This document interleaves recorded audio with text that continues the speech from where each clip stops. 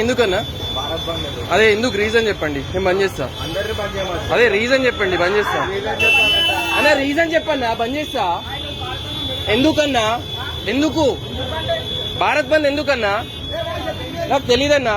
ఎందుకు మీరు చెప్పండి బంద్ చేస్తా అన్నా. ఎందుకన్నా రీజన్ చెప్పండి. రీజన్ చెప్పండి బంద్ చేస్తా. ఎందుకండి వెయ్యండి భయ్యా. మీరు ఎందుకు బంద్ చెప్పండి. రీజన్ బంద్ చేస్తా. అరే అన్నా నాకు రీజన్ చెప్పండి బంద్ చేస్తా.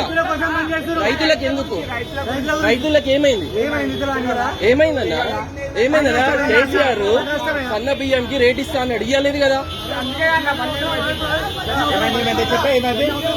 కాదన్నా నేను బంద్ చేస్తా.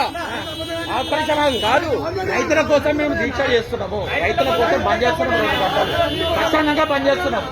స్వచ్ఛందంగా బంద్ చేస్తాం. అదే నాకు ప్రాపర్ రీజన్ ఇవ్వండి నేను బంద్ చేస్తా. రైతుల కోసం స్వచ్ఛందంగా బంద్ చేస్తున్నాం. రైతుల కోసం పార్లమెంట్ బిల్ నడుస్తుంది కదా, దానికోసం అని చెప్పేసి బంద్ చేపిస్తున్నాం. అంతా ప్రశాంతంగా చేస్తున్నాము. ప్రశాంతంగా